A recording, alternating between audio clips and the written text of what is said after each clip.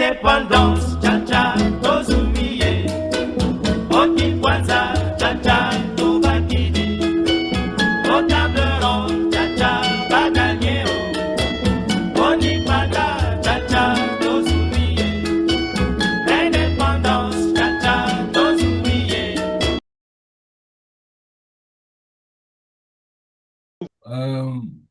Merci Roger Je t'en prie. pour ton retour. Philippe, je me tourne vers toi. Philippe, justement, cette instance sur qui est arrivé le premier, le, qui est arrivé le premier à Kinshasa, quel est l'enjeu politique réel derrière cet argument d'antériorité? Oui, bon, ici, l'enjeu est direct. Donc, c'est tout simplement la légitimité à l'administrer de la ville, administrer de la ville. Si on peut démontrer qu'on est arrivé avant, qu'on a construit la capitale de ses mains, donc on peut avoir on peut revendiquer une part du pouvoir communal, au moins égale à celle des Bakongo, sinon supérieure. Donc, c'est un argument d'ancienneté transformé en argument de droit, hein, s'il faut bien comprendre. Donc, l'argument de l'intériorité n'est pas simplement une discussion historique. Donc, il constitue un instrument de légitimation politique. Et, en 1957, la question de savoir qui aura le droit de parler au nom de Léopoldville et d'exercer le pouvoir dans la capitale. Donc, on voit ici l'enjeu est double. D'une part, Labako affirme que Léopoldville est situé en pays Bakongo et que les Bakongo, en tant que population autochtone, doivent bénéficier d'une primauté politique dans la gestion de la ville. Cette revendication repose sur une logique de droit historique et territorial. Donc, les premiers occupants seraient les détenteurs d'une légitimité particulière. Mais d'autre part, les gens du haut cherchent précisément à neutraliser cet argument, hein. Ils répondent sur le même terrain en affirmant que les premiers habitants permanents de la ville coloniale étaient des travailleurs venus du Haut-Congo, recrutés par l'État indépendant du Congo pour construire les infrastructures, servir les forces publiques ou dans l'administration. Donc, ils déplacent ainsi le débat. La véritable ancienneté, selon eux, n'est pas celle des populations précoloniales, mais celle des pionniers de la ville coloniale. Vous voyez? Donc, on voit donc s'affronter deux définitions concurrentes d'antériorité. Donc, moi, je suis venu avant. Nous, les Bakongo, c'est chez nous. Les autres, non, non, vous êtes venus travailler. Nous, c'est nous qui avons construit la ville. Donc, vous voyez, donc, pour la Bako, l'antériorité est territoriale et coutumière. Donc, c'est-à-dire, les Bakongo sont les habitants historiques de la région. Pour les gens du Haut-Congo, l'antériorité est coloniale et urbaine. Donc, ceux qui ont construit et peuplé Léopoldville, dès sa création moderne, ont des droits équivalents, voire supérieurs. Maintenant, donc, ils déplacent les débats là où ça devrait être. Maintenant, ils parlent d'une autre chose. Donc, l'enjeu politique est considérable parce que cette controverse touche à plusieurs questions concrètes. Donc, premièrement, la représentation dans les futures institutions municipales, l'accès aux postes d'administration, les poids électoraux des différentes communautés, la définition même de l'identité de Léopoldville, donc ville de Bakongo ou capitale nationale ouverte à tous les Congolais. Ouais. Donc, cette lettre montre également que la capitale est devenue un espace où les appartenances locales sont remises en question par les migrations coloniales. Donc, c'est pour ça que Léopoldville est une ville façonnée dans des dizaines de milliers de travailleurs venus de toutes les régions du Congo. Donc, les auteurs veulent faire reconnaître que cette histoire migratoire euh, crée des droits politiques et pas seulement une présence démographique. Donc, il est intéressant de noter qu'ils vont encore plus loin. Donc, il faut noter qu'ils vont encore plus loin. À un moment, ils écrivent que même si dans des époques lointaines, la région de Léopoldville aurait été occupée par le Congo, cela ne leur donnerait pas pour autant le droit de revendiquer la ville comme leur propriété exclusive. Donc, autrement dit, ils relativisent hein, volontairement l'histoire précoloniale pour faire de la fondation de la ville coloniale un véritable point de départ de la légitimité politique. Cela révèle un paradoxe important, vous voyez là. Donc les deux contestent le colonialisme sur certains aspects, mais tous les deux mobilisent aussi à leur manière l'histoire produite par la colonisation Mm. pour justifier leurs revendications. Donc, l'ABACO s'appuie sur la continuité des communautés précoloniales, tandis que les gens d'Ivo valorisent leur rôle dans l'édification de Ouais, l'État colonial oui. et sa, et sa capitale. Donc, ce débat dépasse donc la simple question de ce qui est arrivé le premier. Il porte surtout sur la définition de la communauté politique congolaise à la veille de l'indépendance, voyez-vous? Mm. Entre la dualité entre celui qui est enchaîné et celui qui veut Ouais, se débarrasser de ses chaînes. exactement. Moi, je Hein. suis venu avant vous, donc. Non, non, non, non, c'est nous qui l'avons construit, donc c'est à nous. Et là, le colonel est en train de regarder. Il se dit, Il est en train allez, de regarder les deux acteurs. Ok. les deux acteurs se battent pour la ville. Mer- C'est Merci vraiment, Philippe. c'est vraiment intéressant, ça. Ouais. Merci Philippe pour ton éclairage. Roger, je reviens vers toi avec une autre question pour la suite. Il y a un passage assez inattendu sur sur les Azandais et les Manvus. Avec cette citation de Monsieur Van den Abel sur le déclin démographique. Pourquoi les gens du haut choisissent-ils d'inclure cet élément dans une lettre qui parle avant tout de Léopoldville? Bon, personnellement, je pense, enfin, et, il s'est passé beaucoup de choses dans le Nord là-bas, à cette époque-là. Euh, Là, il parle des Azandais, mais c'est en amont, les choses qui se sont passées dans les années 30, dans les années 40 ou bien un peu avant. Parce qu'il y avait la maladie du sommeil qui a décimé beaucoup de peuples, beaucoup d'ethnies dans le nord du Congo, dans le Ouélé là-bas.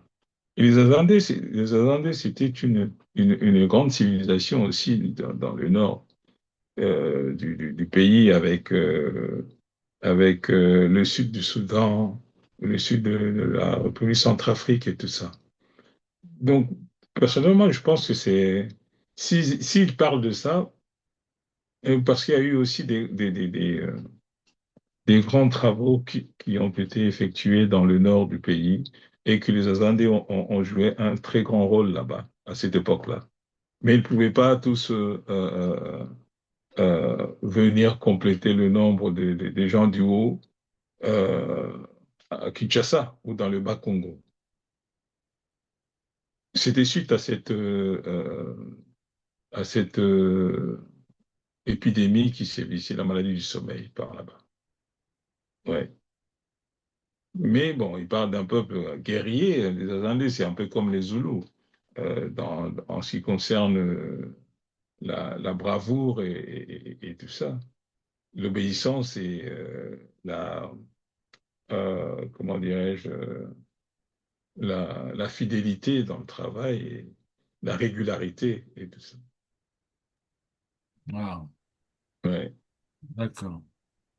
Euh, merci de ton éclairage. Euh, Philippe, est-ce que cette digression démographique ne dilue pas l'argument principal euh, de la Terre, ou est-ce ou est-ce qu'elle elle le renforce selon toi? Bon, seulement, je pense elle le renforce, elle le renforce plutôt, Hmm, parce que elle vient d'ajouter à l'argumentation historique pour construire une image globale. Donc, celle d'un ensemble de peuples loyaux méritant parfois sacrifier pour le développement du Congo et qui demandent en retour une reconnaissance politique équitable. hmm, Ouais. Donc, c'est une stratégie de légitimation à plusieurs niveaux. Ouais.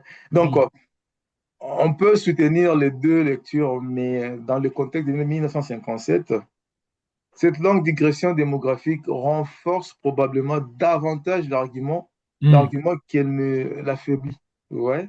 hmm, Même si elle présente certaines limites, hein, donc elle ne l'affaiblit pas. Vous voyez. Donc, elle le renforce d'abord parce qu'elle répond directement au cœur de la revendication de la BACO. Donc, si l'Alliance des Bakongo, là, ça me rappelle mon ancien qui parlait toujours de l'Alliance des Bakongo et non l'Alliance des Bakongo. Et Congo, c'était le royaume en général et hmm, non les gens de l'expression qui Congo. Ouais. hmm. Donc, si la BACO affirme que les Bakongo sont les propriétaires historiques de Léopoldville, les gens du haut, eux, ne peuvent pas se contenter de nier cette affirmation. Donc, ils doivent proposer un contre-récit historique. Hein? Donc, c'est c'est précisément ce que fait la lettre. Donc, elle déroule une chronologie détaillée, évoque les premiers travailleurs, la construction des chemins de fer, Dans, les dans, débuts de la force publique, dans l'ère moderne, pour ainsi dire, des pères et des mères, on irait les pères et les chercher. mères. Ouais, exactement. 100%. Faudrait se justifier de pères et des mères. Voilà. On a construit les premières écoles, l'administration, et cite même les archives et les déclarations d'administration coloniaux, Hmm, d'administrateurs coloniaux, pardon. ouais. Donc, cette accumulation donne une impression de solidité documentaire et vise à convaincre le gouverneur général que leur version est fondée sur des faits. Hein, Ouais. Donc, la digression sert également à transformer une revendication politique à une démonstration historique. hmm, Donc, les auteurs cherchent à montrer que leur présence n'est ni récente ni accidentelle, mais qu'elle est constructive de la naissance même de la capitale. hmm. Ainsi, leur conclusion, Léopoldville appartient à tous ses bâtisseurs, paraît découler naturellement du récit qu'ils viennent de construire. Bah Ouais. oui, bah oui. Donc, en Ouais. revanche, ces stratégies comportent aussi des faiblesses. Hein. Donc, le texte s'étend parfois sur des détails qui ne prouvent pas directement la thèse défendue. Par exemple, le long développement sur le déclin démographique des Azandés, comme Koulout Roger vient de Probablement. parler, ou les descriptions de certains quartiers qui dépassent quelque peu la question centrale. Donc, à plusieurs reprises, les auteurs semblent vouloir accumuler les exemples plutôt que de démontrer rigoureusement leur raisonnement. Ouais. Oui. La lettre, elle est quand même assez. Mhm. Elle est très, très, très offensive, hein, la lettre. Hein. Elle pointe, elle pointe du doigt, hein, pour ne pas dire, c'est presque accusatrice. Donc, pour un lecteur moderne, cela peut donner l'impression que la démonstration se disperse. Ouais, Mais il faut replacer cela dans la culture administrative de l'époque. Donc, hein. les mémoires et pétitions adressées aux autorités coloniales étaient souvent construits comme des dossiers justificatifs. Donc, plus ils contenaient des faits, des références historiques, des statistiques ou des témoignages d'autorités belges, plus ils étaient censés paraître crédibles, donc pour eux. Hein. Donc, dans cette logique, l'abondance d'exemples est une stratégie rhétorique destinée à produire un effet de preuve.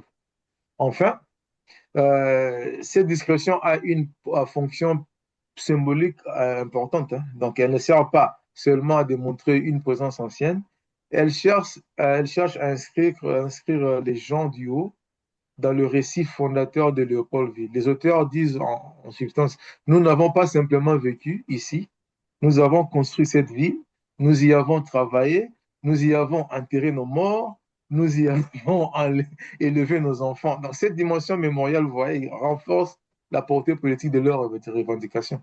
Ouais. Ouais. Oui, on est chez nous. Ouais. Ok. Merci, merci de ton éclairage, Philippe, encore une fois de plus. Roger, je reviens vers toi, Roger, avec cette question.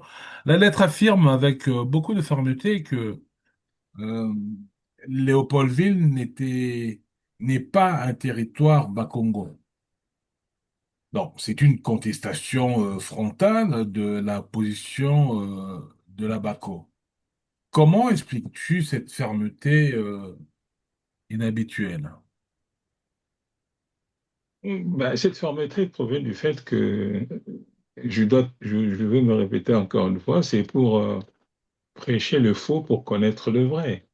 Donc, si c'était réellement comme ça, il n'allait pas écrire une lettre au gouverneur. Cela allait de soi, puisque le gouverneur allait constater, il allait agir de façon à ne pas susciter de réclamations, de revendications, des, des, des, une excitation comme ça euh, soulevée par qui animait le peuple. Donc, Hmm, si s'ils étaient pourquoi c'est venu des gens du haut, pourquoi pas des Bakongo, de la Bako, pourquoi pas des Baluba, pourquoi pas des autres?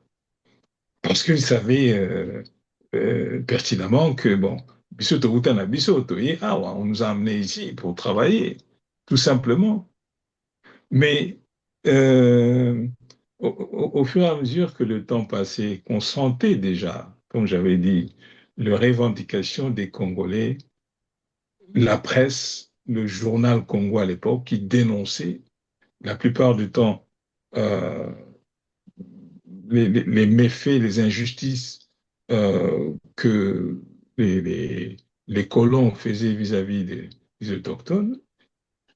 Et ceux qui les dénonçaient, ceux qui étaient propriétaires des journaux qui les dénonçaient, c'était pas autre chose que les Bakongo. Et la Bako, cette mutation d'association culturelle en politique, donc ça devrait être une sorte d'épée de Damoclès sur le Congo, sur Kinshasa. Et qui tenait cette épée-là? Qui c'est qui manifestait? Qui c'est qui faisait des discours? Qui c'est qui parlait de droit du premier occupant? hmm, hmm. C'était pas les autres. Donc, c'était les Bas-Congo. Donc, cela allait de soi que de savoir que s'il y a une sorte de mouvement, une sorte d'excitation parmi le peuple, c'est ce peuple-là, Bangonde. Donc, ils veulent nous amener à, à- à être subjugués ou bien à n'être que des spectateurs. Non, nous aussi, on doit dire que Totongi Pemboka, nous sommes venus et puis on a fait, on a construit. Nous avons notre part aussi de revendication. Hmm, Mais affronter directement comme ça le colon, c'était pas tout le monde. hmm, C'était pas tout le monde. Écrire des manifestes ou écrire des revendications sur le journal et conscientiser le peuple de ce qu'est la liberté, la libre expression et tout ça. C'était pas tous les autres. Non. Les autres étaient bien avec les missionnaires, les autres étaient bien avec les occupants, les autres étaient bien. Mais ceux qui étaient dans la guérilla, ceux qui combattaient, et quand vous prenez tous ceux qui ont été arrêtés à cette époque-là, c'était de qui? C'était ceux qui agitaient la savane, ceux qui brandissaient des calicots, tout ça, nous voulons, etc., tout ça, liberté, tout ça. Et Kimpoanza, tout, c'était pas tout le monde. Que ce soit dans le domaine spirituel, que ce soit dans...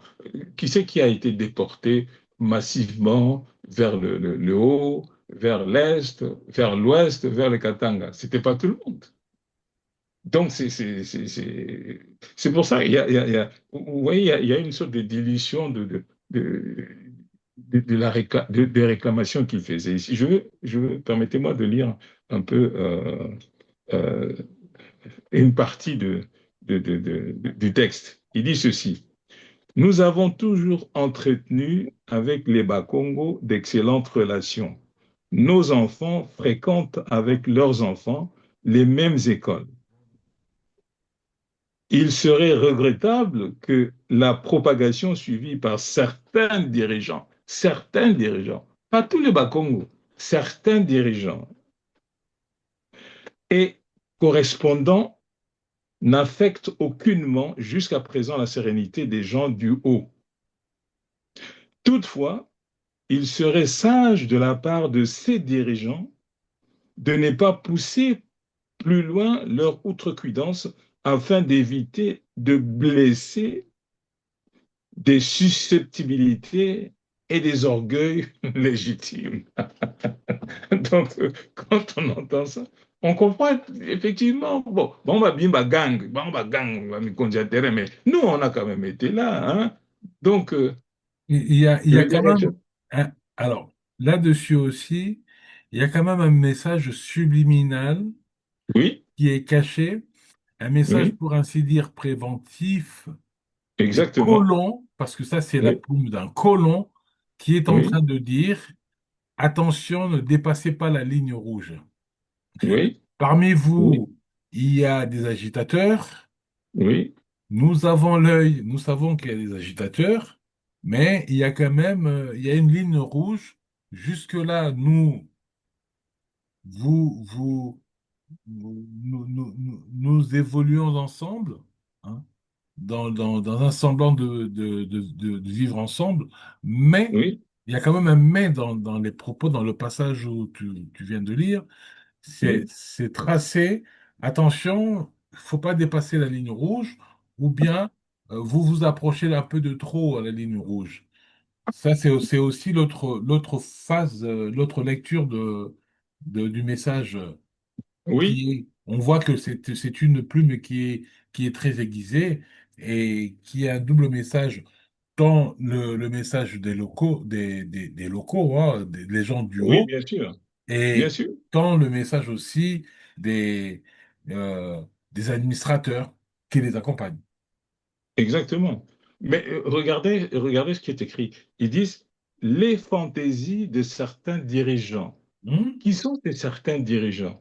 Ouais. Avant, ils sont venus avec l'association culturelle. Ouais. Culturelle. Maintenant, ils sont association politique, donc on ne comprend Ouais. plus rien. Donc, ba fantaisie wana, ba bisala salawana, nous, on ne voit pas trop clair dans ça. Donc, Mukonzi, tela biso na makambo. Comment, ndenge Ouais. nini? Nous avons vécu ensemble, bana biso, nos enfants sont allés à l'école, on mange ensemble, on trinque ensemble, mais il y a certains grands esprits qui viennent pour perturber la quiétude, qui viennent pour perturber. Ils veulent mettre le feu dans la maison. Ah non, non, non, non. Donc, on va les pousser à dire ce qu'ils ont dans le ventre. Nous voulons Hmm. savoir. Comme ça, tout le monde sera témoin, tout le monde verra. Et puis après, bon, on verra. Ça sera un peu curieux de voir la réponse de la BACO après ça. Hmm. Qu'est-ce Ouais. qu'ils ont dit Mais avec toute cette accusation?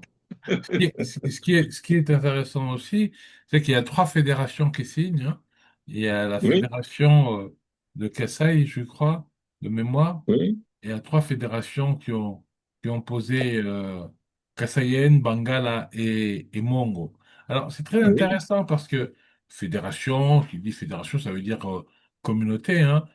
Et oui, donc, il y a il y a la formation de communautés.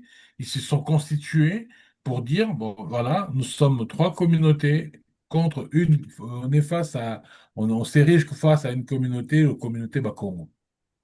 oui. C'est un- Mais le c'est- Bakongo, ce n'est pas tous les Bakongos, c'est les fantaisistes, là. Ceux Oui, qui se croient grand esprit, donc ils veulent mettre le feu dans la baraque. Nous, on a toujours vécu en bon enfant, on partageait tout, etc., etc. Hein, nous avons un seul patron, c'était le colon. Maintenant, vous, qu'est-ce que vous voulez? Hein, vous êtes des gangs maintenant. Hein? Nous, on voyageait, on mangeait ensemble et tout ça, mais c'est des réactionnaires. Donc, il faut faire attention avec ces gens-là, tu vois. Mhm. Alors, bon, c'est ça. Et puis, je vais terminer. Il dit, le pouvoir administratif dans les diverses communes de Léopoldville devrait être confié sans distinction d'ethnie à des hommes compétents et honorablement connus pour mener à bien les intérêts de ceux qu'ils auront en charge de conduire dans ces milieux extra-coutumiers. Donc, extra-coutumier, on sort de la Oui, culture, oui, en quelque sorte, dis c'est coutume. Bakongo, Mhm. voilà, et on rentre dans le modernisme et tout ça, etc. Il n'y a plus ceci, il n'y a plus cela, donc biso na biso. On est, on, Voilà. on est en phase des idées. Ça, ce sont les prémices des idées de progressistes déjà, Oui, oui. qui quittent le Donc, berceau. c'était vraiment intriguant, ça suscitait, les gens ne dormaient plus, hein, ils ne dormaient plus. Mhm. Donc, mais mon délétère, là, biso les Cambo, qu'est-ce qui se passe et tout ça. Voilà. Ah, ah oui, tout ça, progrès. On veut progresser. On veut progresser. On est Oui, des progressistes. Ah, d'accord. Merci Roger de ton retour. Merci je t'en beaucoup. prie. Et Philippe, je reviens encore vers toi. Les quatre points finaux de la lettre sur le pouvoir administratif, le territoire, les élections et l'ordre public ressemblent presque à un programme politique. Est-ce que c'est la lecture tu en fais aussi? Oui, j'en reviens un peu sur Koulout Roger vient de dire. À l'époque, c'était Mondele Tele Soli Kambo, et aujourd'hui, c'est Mama Tele Soli Kambo. Les choses n'ont pas beaucoup évolué. Ah, c'est- Alors, Toza bateau, revenons. toza bateau. on, Ouais, on- on amène toujours les choses. Tumemaga makambo batusu batala likambo, biso alors, tokota likambo revenons à te. votre question. Ah. Alors là, je répondrai absolument oui. Alors, revenons aux quatre points finaux là. Donc, Ouais. oui, oui, absolument oui. Donc là, ce sont quasiment des revendications formelles. C'était presque un cahier des charges adressé au gouverneur général. Donc, c'était juste avant les élections municipales, vous voyez. Donc, Mhm. là, on sort du registre de la simple mise au point pour entrer dans celui de l'exigence politique organisée.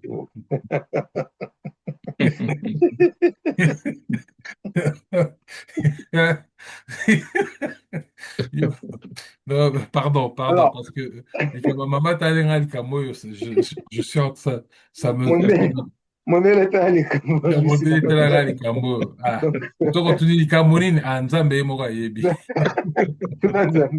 Tuna- bref, alors, bref.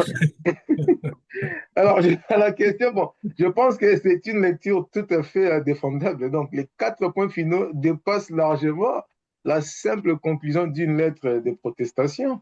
Mm, Donc, il constitue une véritable plateforme politique, même si les auteurs ne la présentent pas comme telle. Donc, on observe une progression très structurée. mm, Donc, le premier point porte sur le principe de gouvernement. Donc, les fonctions administratives doivent être attribuées sans distinction d'ethnie à des hommes compétents. Donc, c'est une conception de la représentation politique qui s'oppose explicitement à un principe d'autochtonie. Ouais, donc là-bas, on mm, parlait des autochtones. Et maintenant, ce sont des compétences qu'on parle ici. Et le deuxième point définit le territoire politique. Donc, Léopoldville n'est pas un territoire de la Congo, c'est le cœur idéologique de la lettre, car il rejette toute prétention d'une communauté à détenir un droit exclusif sur la capitale.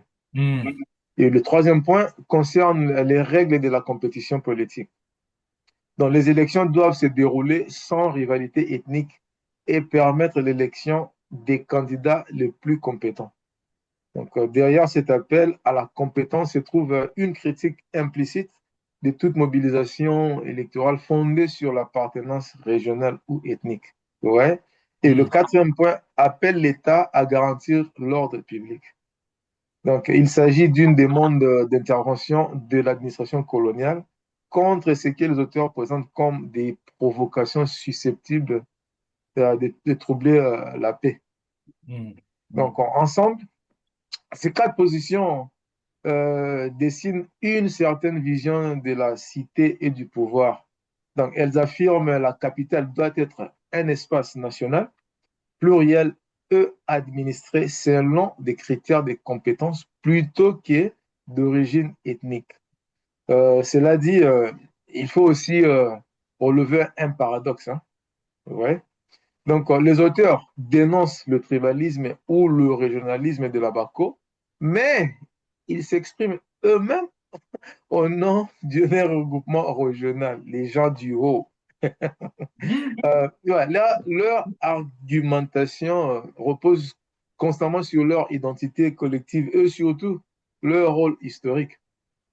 Donc, quand on lit, on voit tout ça. Alors, ils, ils combattent donc une logique de mobilisation ethno-régionale en recourant eux aussi à une mobilisation ethno-régionale.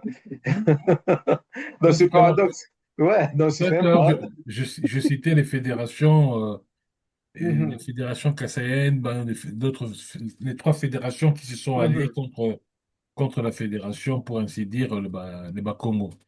mhm. Donc, ce paradoxe est caractéristique de la fin de la période coloniale.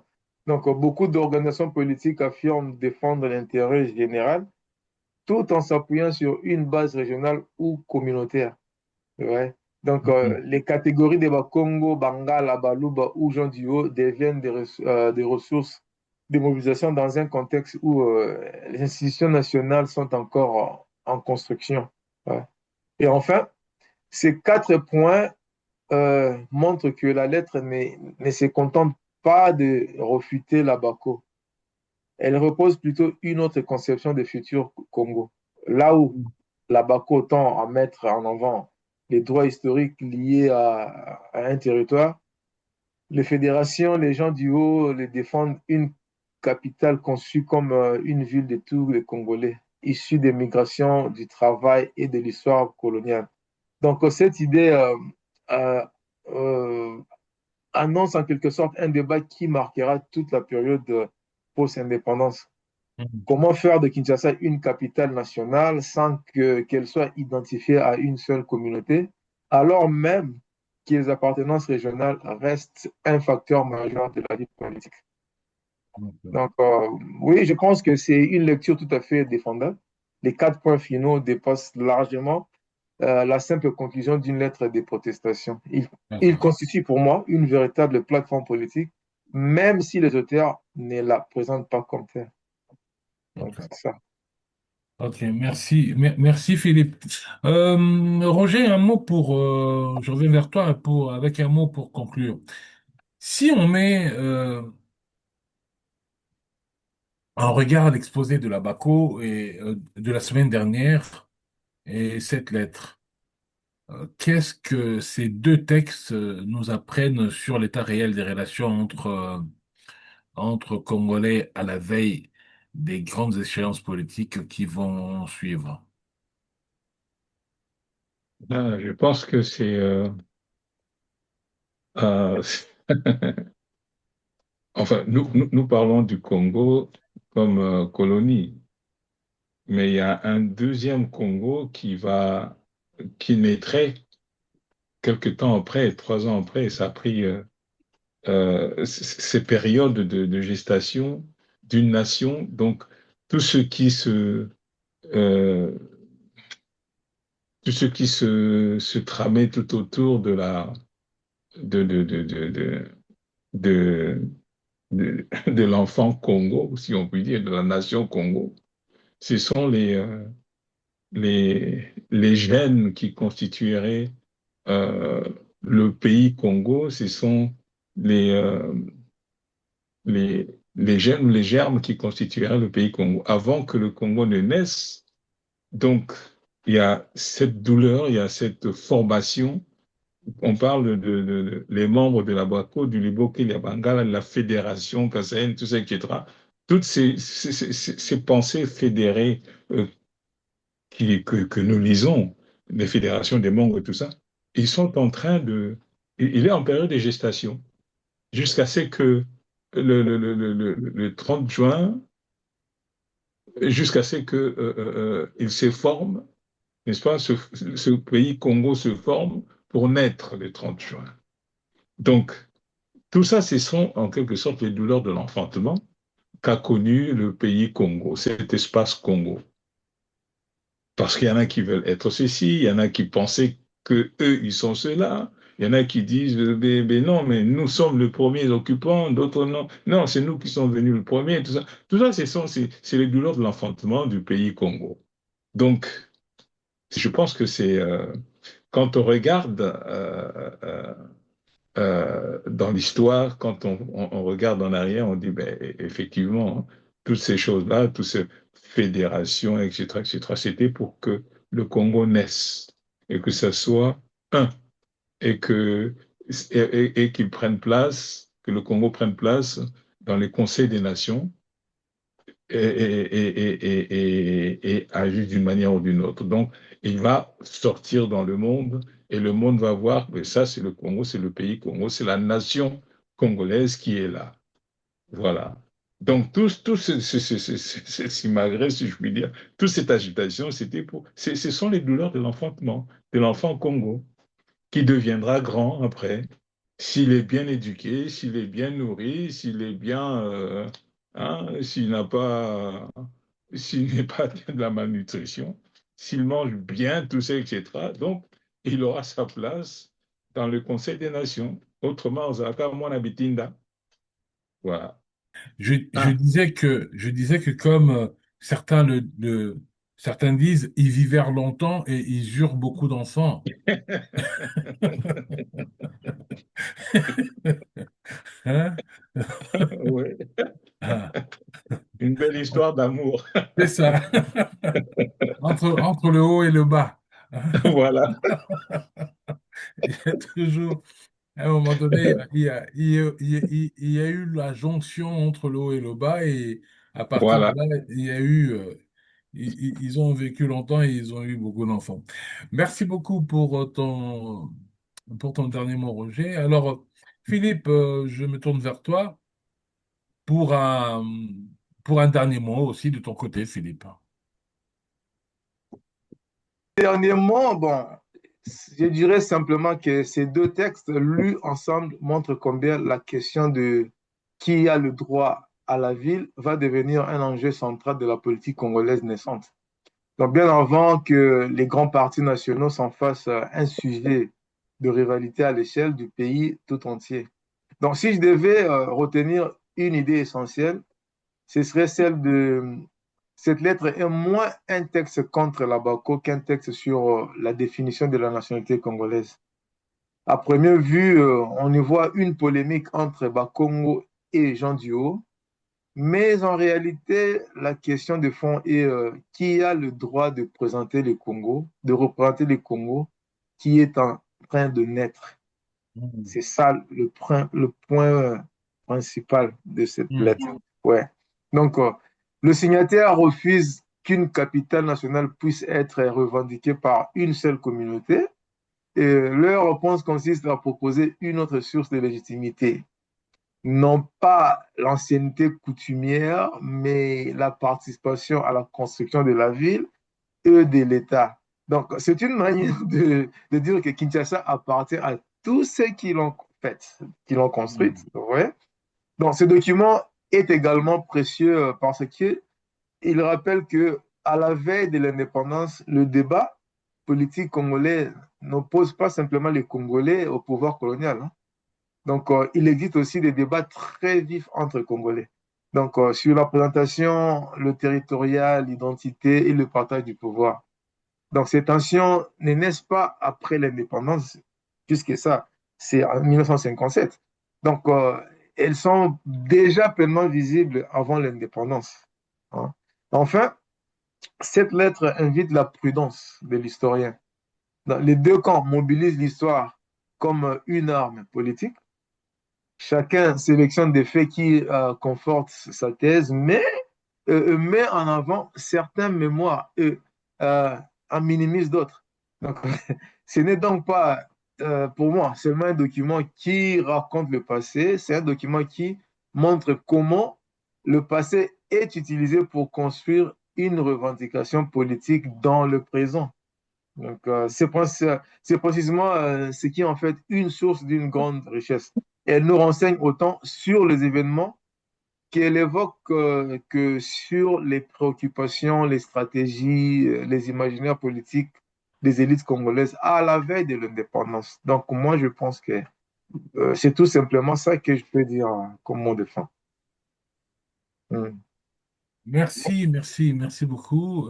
Donc voilà, les deux faces de ce débat de janvier 1957, l'exposé de Labaco et la réplique des gens du haut, tels qu'ils ont été réellement écrits, sans qu'on y ajoute ni qu'on y retranche quoi que ce soit. Merci Roger, merci Philippe pour cet échange. Merci à vous Oui. de nous avoir suivis jusqu'au bout de ce dossier. Je le redis une dernière fois avant de nous quitter. Ce que nous faisons ici, c'est donner la parole aux archives elles-mêmes, sans les habiller ni les trahir. D'autres racontent l'histoire du Congo comme ils voudraient qu'elle ait été. Nous préférons vous montrer comment elle est réellement été écrite au jour le jour par ceux qui la vivaient. N'oubliez pas de liker, de partager, de vous abonner et de retrouver et retrouvez-nous la semaine prochaine sur Congo Hebdo. À très bientôt. La paix chez vous. Merci. Merci beaucoup. Au revoir. Bye. Au revoir. Indépendance, cha-cha, tozumiye. Okikwanza, cha-cha, tobakidi. Au table ronde, cha-cha, baganye. Onipada, cha-cha, tozumiye. Indépendance, cha-cha, tozumiye. Indépendance.